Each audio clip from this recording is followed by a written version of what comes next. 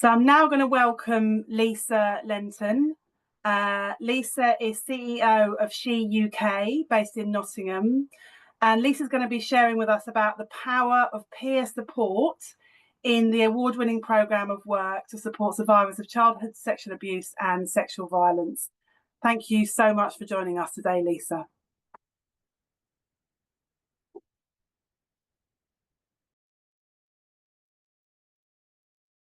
Thank you. 1 in 4 girls and 1 in 6 boys will experience childhood sexual abuse.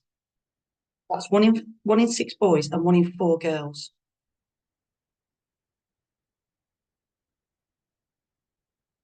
Sexual abuse has a profound and long-lasting impact on a child, psychologically, emotionally, physically, and socially. And this doesn't just suddenly stop when that child becomes an adult. Nightmares, fear, confusion, guilt, self-blame, isolation, mental health issues such as anxiety and depression take over, stopping children fulfilling their potential, and all of this continues into later life. My name is Lisa Lenton, and I'm the Chief Executive of S.H.E UK, and we support survivors of childhood sexual abuse and sexual violence. And I'm here today to talk to you about one of our services, affectionately known as the She Rose Lounge and Peer Group. I want to talk to you about the power of connecting and empowering women with similar lived experiences.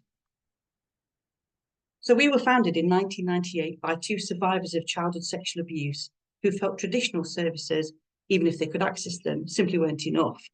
At best, they received an hour of statutory one-to-one therapy, and it was just for a few short weeks.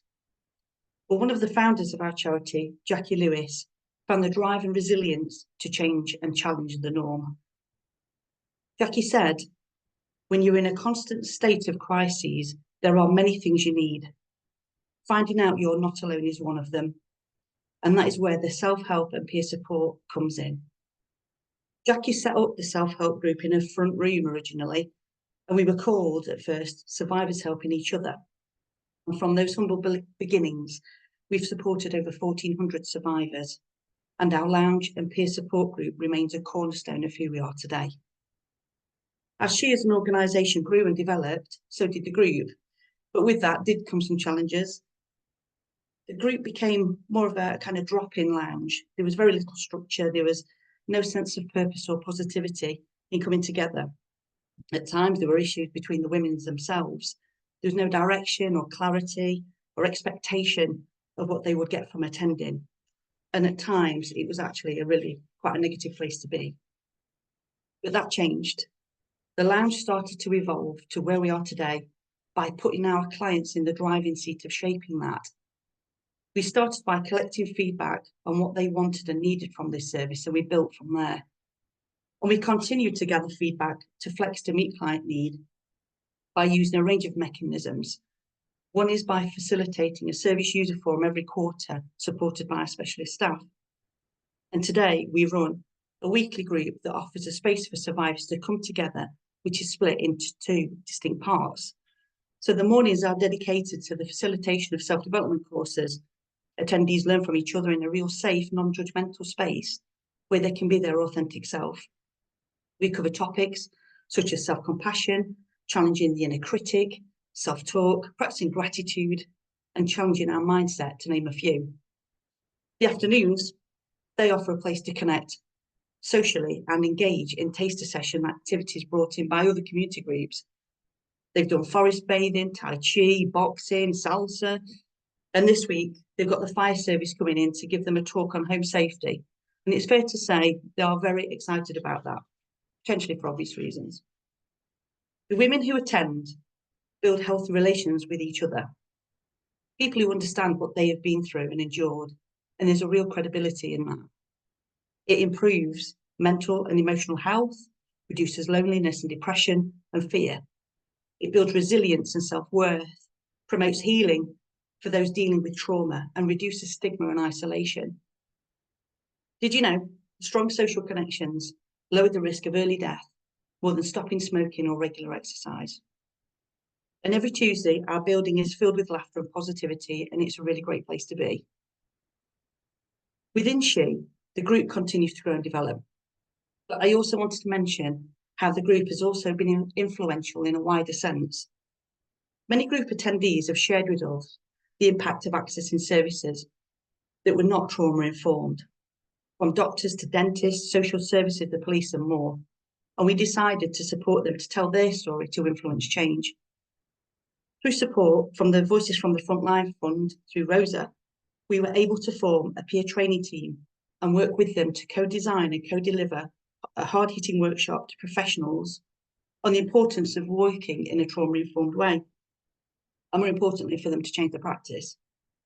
We know that there is a stigma and a lack of understanding of the needs of survivors, and this was our chance to help them to make a difference. Attendees included social workers from children's services, from adult social care, from social prescribers, NHS talking therapies, GP practice managers, and so on. This work shifted the dynamic. It made them think and amplified the voice of survivors in many ways. And all attendees committed to making changes to the way that they work, and we followed up to ensure that they stuck to their word. And let's not forget, for the peer, giving back can become part of their healing journey. It reinforces purpose and identity. It's so important to put people with lived experience at the heart of the service we receive. The power of peer support lies in its ability to provide understanding, encouragement, and shared experiences in a way that professional support alone just simply can't. It's a deeply human approach that fosters connection, healing, and empowerment, especially for people facing mental health conditions or challenges, chronic illnesses, trauma, or life transitions. Peer support works because it's human, relational, and real. And in the end, it's not what we have that defines us, but who we have. Social support is the net that catches us, lifts us, and connects us. And the more we enable the voice of the people that we support, the richer the organisation becomes. I'd like to finish with a quote from one of our clients who has now left our service. We'll call her Bev. She said, "The work that happens during the lounges is amazing. I literally had no support before. I always felt like an outcast, but attending the lounge group changed that. Peer support changed that. I honestly believe that I would not be alive today if I'd not gone to the lounges. It saved me." Having listened to me today, how might you centre the power of the peer in the way that you work? Thank you for listening.